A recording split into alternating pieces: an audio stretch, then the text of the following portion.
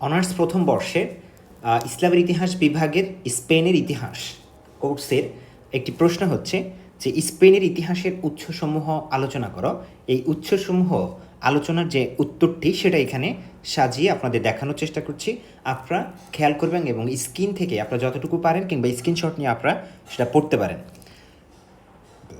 বিশ্বের ইতিহাসে মুসলিম শাসনামলে স্পেন বিজয় মুসলমানদের একটি উল্লেখযোগ্য কৃতিত্ব। স্পেন হচ্ছে ইউরোপ মহাদেশের একটি দেশ। দামেস্কের উমাইয়া খলিফা আল ওয়ালিদের সর্বপ্রথম 711 খ্রিস্টাব্দে মুসলিম সেনাপতি তারিক বিন জিয়াদ ও মুসা বিন নুসাইর স্পেন অধিকার করেন।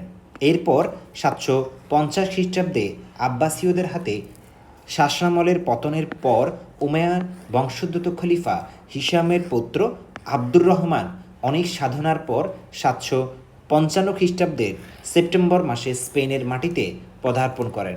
অতঃপর আব্দুর রহমান 756 খ্রিস্টাব্দে স্বাধীন উমাইয়া আমিরাত প্রতিষ্ঠা করেছিলেন। মুসলিম শাসনামলে স্পেনীয় ইতিহাসের উৎসসমূহ, এটা হচ্ছে আমাদের মূল অ্যান্সারটা।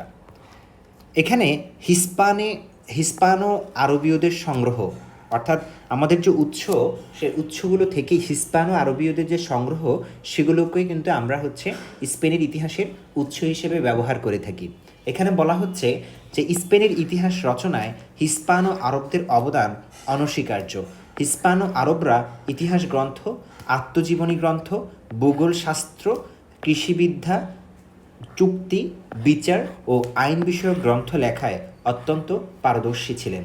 ইতিহাস অনুরাগী কিছু লোক এসব গ্রন্থাবলী সংরক্ষণ করে রেখেছিলেন। হিস্পানো আরবীয়দের সংরক্ষিত এসব গ্রন্থ থেকে স্পেনে মুসলমানদের ইতিহাস সম্পর্কে ধারণা লাভ করা যায়। এরপরে আছে হচ্ছে স্পেনের ইতিহাসের অন্যতম উৎস হচ্ছে সাহিত্য। এই সাহিত্যগুলো স্পেনের ইতিহাসের উৎস হিসেবে আমরা এখন পেয়ে থাকি। স্পেনের মুসলিম শাসনামলের ইতিহাসের উৎস হিসেবে সাহিত্যের ভূমিকা অন্যতম। ভাষা তত্ত্ববিদ আবু আলী আল কালির আমালি নামক গ্রন্থ থেকে স্পেনের মুসলিম ইতিহাসের অন্যতম প্রধান উৎস হিসেবে বিবেচিত। তার শিষ্য মোহাম্মদ ইবনে আল হাসান আল জুবাইহিদি ব্যাকরণবিদ ও ভাষাতত্ত্বিকদের তালিকা জাতীয় একটি মূল্যবান গ্রন্থ প্রণয়ন করেন। তৃতীয় আব্দুর রহমানের শাসনামলে সাহিত্যের ক্ষেত্রে ইবনে আব্দুর রাবির নাম উল্লেখযোগ্য।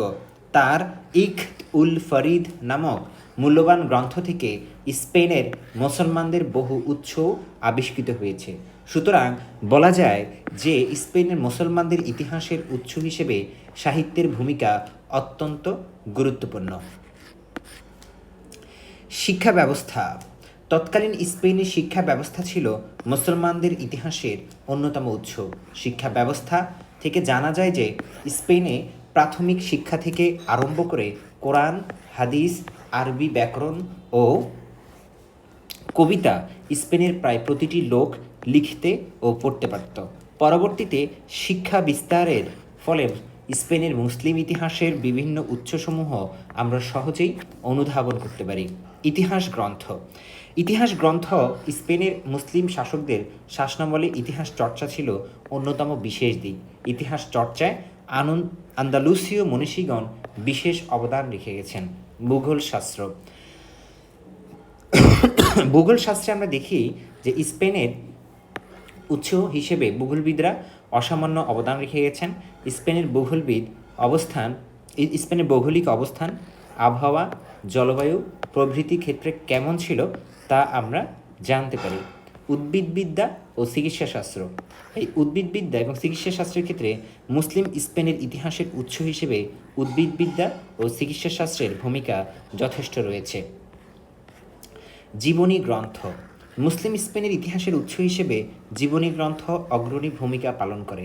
মধ্যযুগের সামাজিক সাংস্কৃতিক জীবনের চিত্র ও প্রাচ্যের সাথে স্পেনের ক্রমাগত বিদ্যমান সম্পর্কের কথা জানা যায়।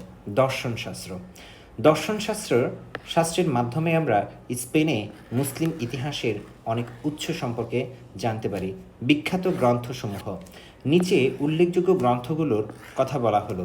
1. তারিখি ফতেহাতুল আন্দালুস ছিল একটা, আরেকটা ছিল তারিখ ফাতহুল মিশর, আখবার মাজমুয়া, এসব গ্রন্থে স্পেনের মুসলিম শাসনের ইতিহাস সম্পর্কে জানা যায়। এরপরে আছে হচ্ছে খ্রিস্টানদের বর্ণনা, মানে স্পেনের মুসলিম শাসনের অবসানের পর এখানে খ্রিস্টান শাসকরা কিন্তু স্পেন শাসন করতে থাকে তখনও, এবং খ্রিস্টানদের নিজস্ব গ্রন্থাবলী ছিল, রচনা সাহিত্য ছিল, এবং বিভিন্ন বিবরণ তাদের লেখনী থেকে পাওয়া যায়। এসব অন্যতম উপাদান হিসেবে মুসলিম স্পেনের ইতিহাসে বিবেচিত হয়। এরপর আছে হচ্ছে স্থাপত্য শিল্প, অর্থাৎ এই সময়কালে যেসব স্থাপত্য তৈরি হয়েছে, যেমন মুদ্রা, শিলালিপি বিশ্লেষণ করে স্পেনের ইতিহাস সম্পর্কে ধারণা লাভ করা যায়।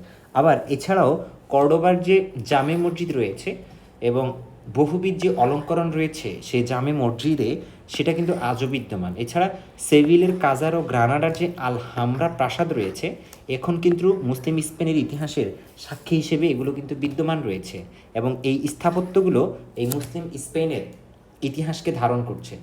এছাড়া আমরা স্পেনের ইতিহাসের বর্ণনা পাই হচ্ছে ইউরোপীয়দের বিবরণ থেকে। যেমন স্পেনের মুসলিম শাসনের শুরু থেকে আমরা ইউরোপীয়দের সাথে তাদের সংঘর্ষ সম্পর্কে জানি। ইউরোপীয়দের ইতিহাসের এক বড় অংশ জুড়ে আছে হচ্ছে আমাদের এই স্পেনের মুসলিম ইতিহাসটা। তাহলে এই মুসলিম ইতিহাস থেকে আমরা মোটামুটি বুঝতে পারছি যে ইউরোপীয় বিবরণ থেকেও কিন্তু আমরা মুসলিম ইতিহাসের স্পেনের ইতিহাস সম্পর্কে আমরা জানতে পারি। তো মোটামুটি এইসব উৎস মিলেই হচ্ছে আমাদের স্পেনের ইতিহাসের উৎস। এই যারা হচ্ছে এই প্রশ্নটি অ্যান্সারটা কিভাবে লিখবেন বা কী কী পয়েন্ট লিখবেন বুঝতে পারছেন না, তাদের জন্য এই অ্যান্সারটি এখানে সাজানো আছে। আপনারা চাইলে এখান থেকে দেখে শিখে নিতে পারেন, এবং স্পেনের ইতিহাস সম্পর্কিত আর কোনো প্রশ্ন থাকলে আপনার প্লে লিস্টে গেলে একসাথে পেয়ে যাবেন সবগুলো। ধন্যবাদ সবাইকে, আসসালামু আলাইকুম। ভিডিওটি ভালো লাগলে একটা লাইক দিন, কমেন্ট করুন এবং এটি শেয়ার করুন। আপনার কোনো প্রশ্ন থাকলে কমেন্ট করে জানান। চ্যানেলটি সাবস্ক্রাইব করুন।